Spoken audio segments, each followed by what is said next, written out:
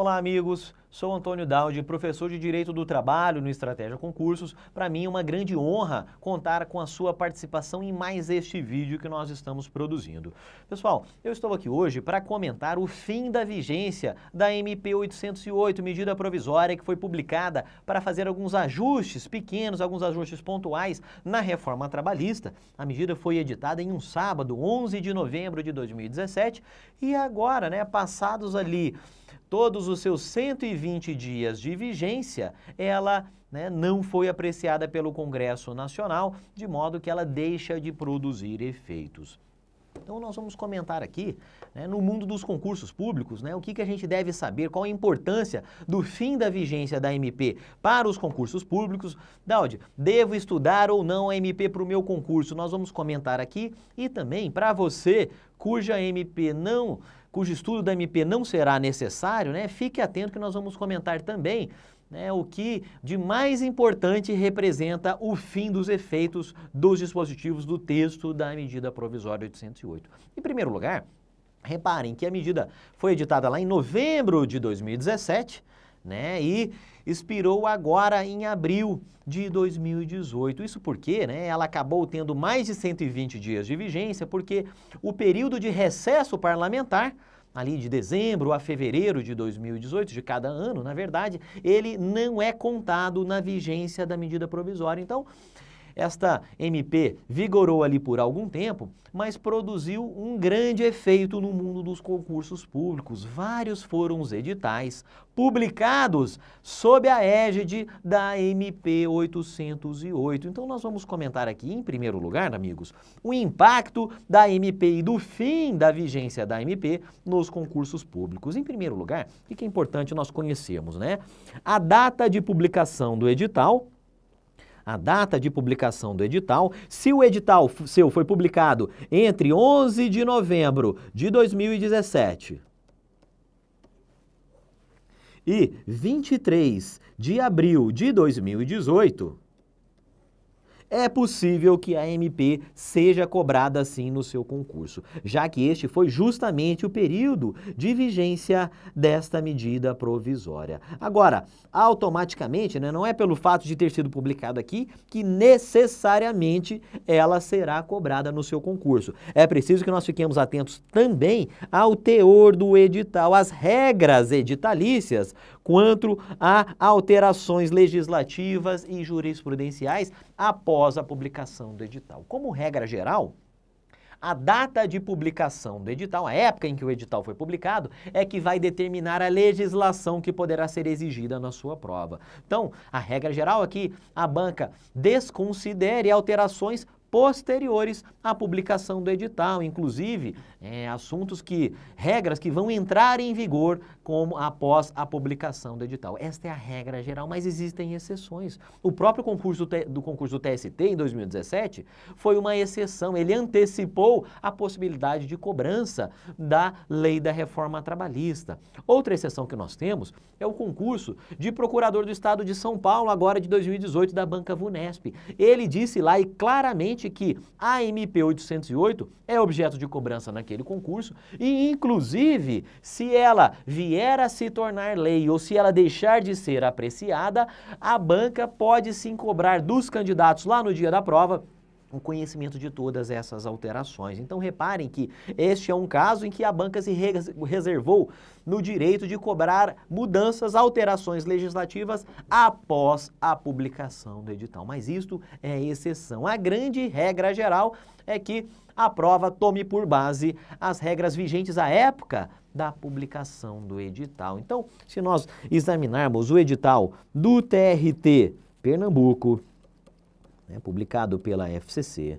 Se nós examinarmos o edital do TRT do Rio de Janeiro, da OCP, de março, se nós examinarmos o TRT da 15ª região, também da FCC, nós vamos perceber que todos eles foram publicados na época em que a MP estava vigente e, além disso, não há nenhuma regra em relação ao teor destes editais. Nós vamos perceber que não há nenhuma regra que permita né, que excepcione a cobrança de legislação não vigente à época do edital. Então, para estes 3 editais, para esses 3 concursos, é possível sim que a MP continue sendo cobrada, muito embora já tenha deixado de produzir efeitos, já que vamos tomar por base a época, a data de publicação do edital. Legal? Então, estes são os concursos que nós examinamos de forma mais detida os respectivos editais. Agora, se você estuda, por exemplo, para o concurso de auditor fiscal do trabalho,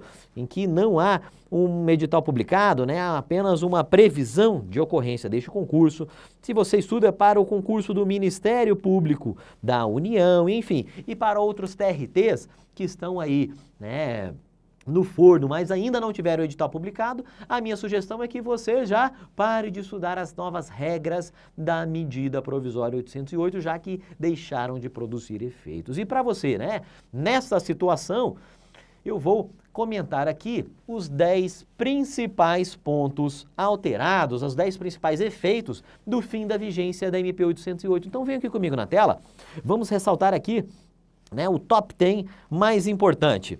Em primeiro lugar, quanto à vigência da própria reforma trabalhista. O que aconteceu? Surgiu a reforma trabalhista, a lei lá de julho, e ela começou a vigorar em 11 de novembro de 2017. E muito grande foi e ainda é o debate sobre a aplicação das novas regras a contratos celebrados antes de 11 de novembro de 2017. Ou seja, o empregado já havia sido contratado. A grande dúvida, o grande debate é se as regras reformadas se aplicam também a contratos antigos de trabalho.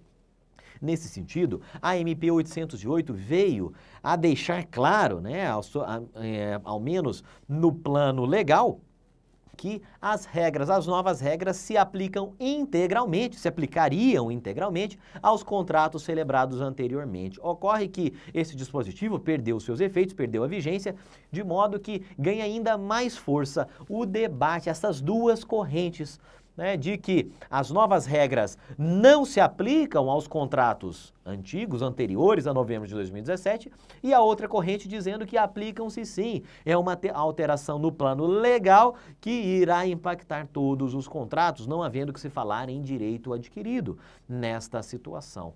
A gente sabe, né, que o TST, ao menos pela posição de fevereiro de 2018, ele tendeu a se inclinar pela corrente de que a grande parte das regras reformadas não se aplicariam aos contratos antigos. Então, nós teríamos ali, né, segundo este entendimento, né, que chegou a ser externado pelo TST em algum momento, 2 conjuntos de regras. Regras para contratos anteriores à reforma trabalhista, a vigência da reforma trabalhista, e regras posteriores para contratos celebrados posteriormente à reforma trabalhista. Legal? Então, não há ainda uma posição clara para fins de concurso público, né, já que a situação ainda está aí em franco debate. Devemos ter nos próximos tempos algo mais concreto sobre o qual nós iremos nos apoiar para fins de prova de concurso público. Legal? Então esse é o primeiro ponto quanto à vigência da reforma trabalhista. O segundo, meus amigos, diz respeito à prorrogação da jornada de trabalho em atividades insalubres. E aqui, reparem que a MP 808 veio e alterou, né, os incisos 12 e 13 do artigo 611-A da CLT e agora, com o fim dos seus efeitos, volta a valer a redação original da Lei 13.467. Mas para nós, pouco importa aqui, né? A MP 808 veio a deixar claro que para a prorrogação de jornada em atividades insalubres, caso, por meio de acordo ou convenção coletiva, se dispensasse a inspeção prévia do Ministério do Trabalho, aquela lá do artigo 60 da CLT, a MP disse claramente, né, que era necessário se assegurar o respeito integral às normas de segurança e saúde do trabalho previstas em lei ou em norma regulamentadora do Ministério do Trabalho. Reparem, muito embora esse dispositivo específico tenha perdido seus efeitos, é possível fazer uma interpretação sistemática da legislação e concluir que, sim, é necessário respeito às normas de segurança e saúde do trabalho para a prorrogação de jornada em atividades insalubres. É possível extrair essa interpretação de forma sistemática da legislação, de modo que o fim da vigência da MP 808, né, pouco significou quanto a este assunto. Legal? Bom, Em terceiro lugar, nós tivemos aqui várias alterações promovidas pela MP quando o assunto é remuneração, salário e remuneração. A MP alterou vários dos parágrafos do artigo 457 da CLT e agora deixou de valer a regulamentação da MP 808. Então, vejam só, em relação à ajuda de custo, a MP havia inserido um limite máximo de 50% da remuneração mensal para que o pagamento habitual dessa parcela deixasse de ostentar natureza remuneratória. E isso, meus amigos, esta exigência, este patamar máximo que havia sido estipulado, não mais tem efeitos, de modo que atualmente no plano legal não há limitação ao pagamento da ajuda de custo. Em relação aos prêmios, a MP havia inserido uma limitação quanto à frequência anual de pagamento e dizia, né, que estes pagamentos poderiam ocorrer 2 vezes ao ano para que de fato não passassem a ter natureza remuneratória. Aqui, com o fim dos efeitos da MP, de novo, né, nós não temos mais o parágrafo 22 do 457, de modo que não existe mais este limitador de 2 vezes ao ano em relação aos prêmios. E aqui nós estamos falando no plano legal. Logicamente que a doutrina irá examinar com mais detalhes tudo isso aqui, os efeitos desta revogação, né, os efeitos do fim desta vigência e até mesmo o TST, né, acredito eu que ele irá inserir alguns limites em relação ao pagamento também dos prêmios. O abono, ele havia sido inserido pela Lei da Reforma Trabalhista, no artigo 457, parágrafo 2º, retirando a natureza remuneratória do abono. O que aconteceu? A meu ver, né, a MP 808 foi lá, ela suprimiu o abono do parágrafo 2º, né, como forma até de corrigir um equívoco da Lei 13.467, mas o que importa para nós é que voltou a valer a redação do parágrafo 2º conferida pela Lei 13.467, ou seja, se nós formos interpretar literalmente a CLT, o abono salarial não teria natureza remuneratória. Então, em relação ao abono, há um grande debate ainda quanto à real interpretação do que diz a atual, né, que voltou a valer, a redação que voltou a valer do parágrafo 2º do 457, já que, tradicionalmente, o abono seria aquela antecipação salarial. O empregado recebe ali no meio do mês, lá para o dia 10 ou dia 14, né, um adiantamento salarial, uma antecipação. Isso aí é o abono, né, é um dos abonos, o abono é majoritariamente conceituado, né, pela doutrina, de modo que agora há grandes dúvidas sobre o conceito de abono e a interpretação que será dada ao parágrafo 2º do 457. E, além disso, em relação à gorjeta, o que aconteceu? A Lei 13.419, de março de 2017, a famosa Lei da Gorjeta, ela havia inserido alguns parágrafos lá no artigo 457 da CLT. E veio a Lei da Reforma Trabalhista e acidentalmente revogou estes parágrafos, né?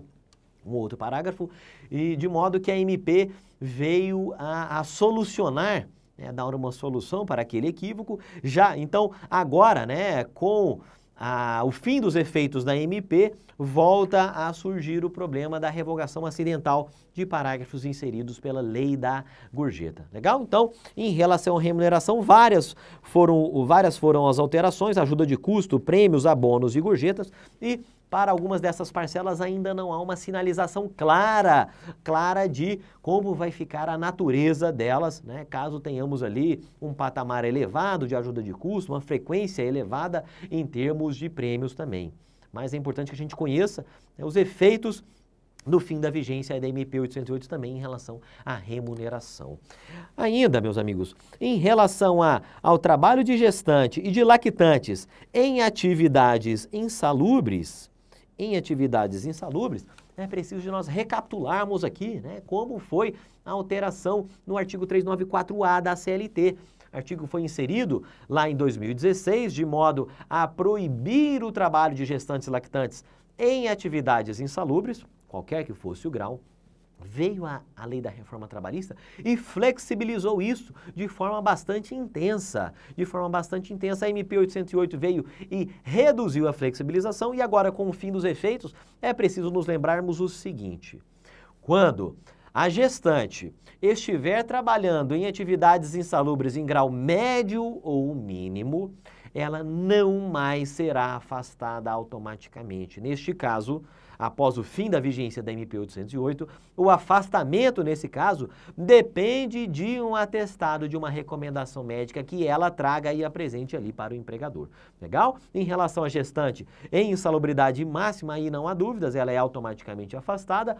E a lactante, né, qualquer que seja a insalubridade, o seu afastamento continua dependendo de uma recomendação médica. Além disso, pessoal, temos que conhecer ainda a situação do adicional de insalubridade em caso de afastamento. Voltaram a valer os termos da Lei 13.467, de modo que, em algumas ocasiões, mesmo a empregada tendo sido afastada da atividade insalubre, ela continuará recebendo o adicional de insalubridade, que inclusive será custeado pelos cofres da Previdência Social. Então, estes dois foram os efeitos do fim da vigência da MP 808. Legal? O quinto ponto, né? Chegamos aqui à metade da nossa explanação, diz respeito à jornada de 12 horas de trabalho por 36 de descanso. E o principal efeito do fim da vigência da MP repousa aqui na forma de estabelecimento desta jornada. Isto porque agora, né, voltou a ser possível, melhor dizendo, o estabelecimento mediante simples acordo individual. Simples acordo individual escrito. Além, claro, do acordo coletivo de trabalho e da convenção coletiva de trabalho. Já que, reparem, que a MP 808 veio e tornou o acordo individual por escrito, né, ela autorizou que este acordo estabelecesse jornada de 12 por 36 apenas para os empregados no setor de saúde.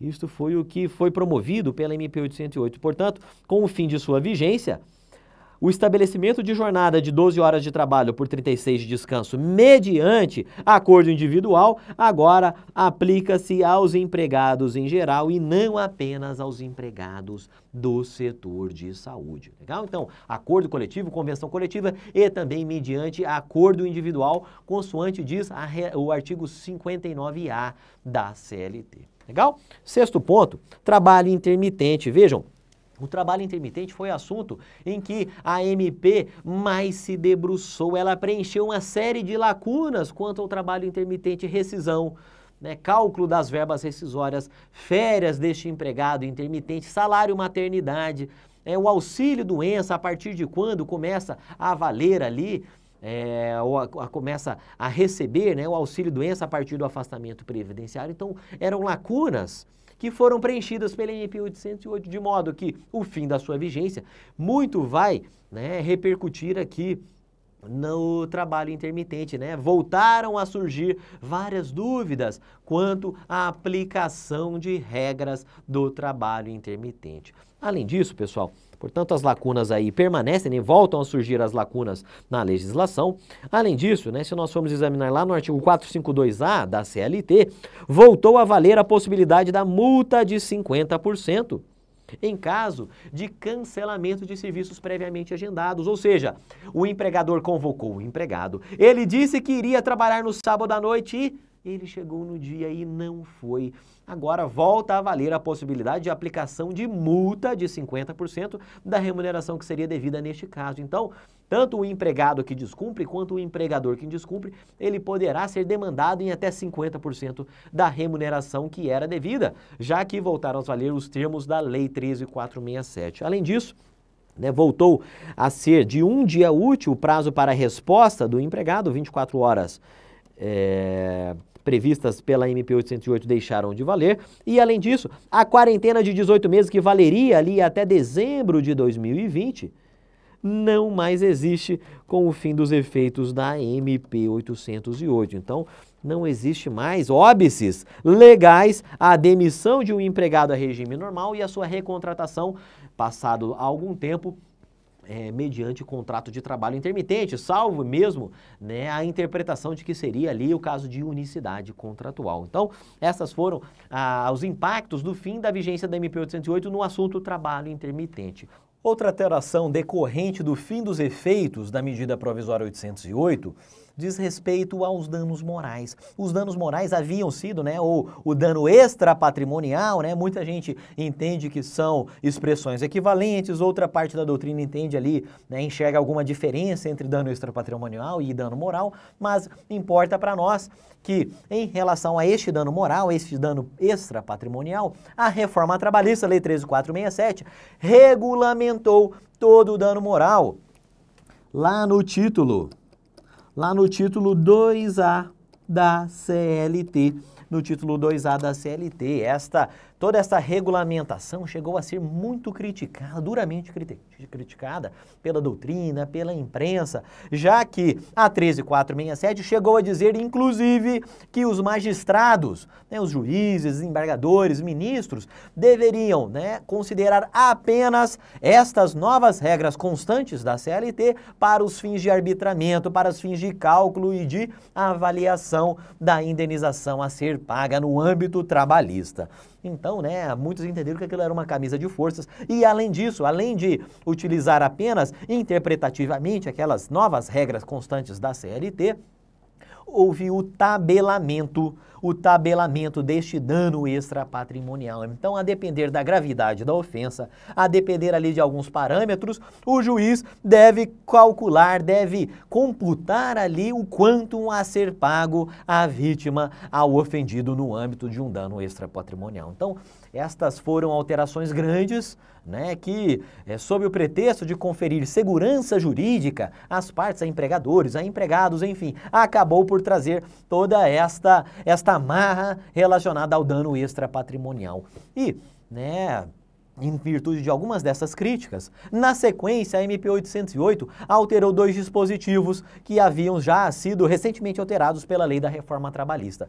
Vejam só, a MP 808 havia alterado, né, dado nova redação ao artigo 223C da CLT, que prevê os bens jurídicos tutelados relacionados à pessoa física, à pessoa do empregado. Então, com o fim dos seus efeitos, voltam a valer os termos originais da Lei 13.467, que é um rol menos amplo, né? MP 808 havia trazido um conjunto maior de bens jurídicos tutelados e voltou a valer, portanto, o rol um pouco mais restrito conferido pela Lei 13.467. E o ponto mais importante aqui diz respeito à base de cálculo. Eu disse lá para vocês que houve o tabelamento da indenização decorrente de danos morais e, né, em virtude da gravidade da ofensa, o magistrado trabalhista vai fazer ali um cálculo que vai tomar por base, né, um determinado valor. Veio a 13.467 e disse que deveria ser usado o último salário contratual do ofendido, o último salário contratual daquele empregado. Isso foi muito criticado em virtude das distorções que isso pode gerar, né? Alguns têm um salário contratual menor, outros têm um salário contratual maior, mas não por isso, né, a indenização deveria tomar por base apenas estes valores. Então, em virtude de todas essas críticas, veio a MP 808 e previu que iria, né, esta indenização, este cálculo dos danos morais, tomaria por base o teto do regime geral do RGPS, um pouco mais ali de R$5.000, né? Então, eu pegaria este valor, e em cima deste teto do regime geral do regime geral da Previdência Social, eu faria todos os cálculos, 2, 3, enfim, eu aplicaria um multiplicador e a partir daí eu obteria o valor, né, já em reais, né, a ser pago, né, a quantia, o valor pecuniário a ser pago a título de indenização. Em virtude, né, do fim dos efeitos da MP 808, portanto, volta a valer como parâmetro para a indenização decorrente de danos morais, danos extrapatrimoniais, o último salário contratual do ofendido. Então, não mais se aplica este parâmetro, este limitador do teto do regime geral da Previdência Social, dada a nova redação que foi dada a alguns dispositivos do artigo 223G da CLT. E agora, ainda, né, quanto ao autônomo, o que aconteceu? Uma das grandes pérolas aí da reforma trabalhista foi a previsão na CLT do trabalho autônomo. A CLT, que tradicionalmente regulamenta ali o trabalho subordinado urbano, agora passou a ter ali alguns dispositivos a respeito do trabalho autônomo, o trabalho sem subordinação. Então voltou a valer a possibilidade do trabalho autônomo com ou sem continuidade e com ou sem exclusividade, né? A MP 808 havia proibido a chamada exclusividade contratual, admitia a exclusividade fática, mas não a contratual. Então, com o fim dos seus efeitos, voltou a valer o que dizia o artigo 442B com redação dada pela 13467, que dizia lá a contratação do autônomo, cumpridas por este todas as formalidades legais, com ou sem exclusividade, este aqui é o trecho mais importante para nós, com ou sem exclusividade, de forma contínua ou não, afasta a qualidade de empregado prevista no artigo 3º da CLT. Então, voltou a valer isso aqui, já que é possível, portanto, a contratação com exclusividade. Nós subentendemos, nós presumimos, depreendemos daqui, que é possível contratar um autônomo com exclusividade contratual, uma cláusula contratual, prevendo que aquele trabalhador presta serviços somente, apenas, àquele tomador dos serviços. Legal? Caminhando aqui para o final deste nosso vídeo, né, ressalto aqui em relação à representação dos empregados, ou seja, a comissão de entendimento direto, né, veio a MP 808 e de modo a deixar claro, a tranquilizar os sindicatos quanto à atuação desta comissão de entendimento direto, veio a deixar claro que a comissão de entendimento direto não pode celebrar acordo coletivo ou convenção coletiva de trabalho e que, né, os sindicatos têm assegurado as suas prerrogativas quanto à defesa dos interesses e direitos daquela categoria. Então vejam só, o fim dos efeitos da MP 808 pouco vai impactar aqui, já que o entendimento doutrinário e até jurisprudencial a respeito é de que estas comissões elas não podem adentrar na seara de atribuições dos sindicatos. Então vejam só, os sindicatos continuam detendo ali, né, a prerrogativa exclusiva de celebração de acordos ou convenções coletivas de trabalho, mesmo com, né, o fim dos efeitos do artigo 510-E da CLT. E além disso, eles continuam tutelando, defendendo os interesses e direitos coletivos ou individuais da categoria. Pouco vai impactar aqui, na minha avaliação, né, o fim dos efeitos do artigo 510-E inserido pela MP 808 e a volta da redação anterior do caput do artigo 611-A da CLT. E agora, para nós encerrarmos, reparem só, existe um detalhe lá do artigo 611-A, parágrafo 5º da CLT, que voltou a valer a redação original da Lei 13.467. Então vejam só, em uma ação em que se discute a anulação de cláusula de acordo ou convenção coletiva de trabalho, agora voltou a valer a possibilidade disso ser discutido em uma ação individual ou em uma ação coletiva.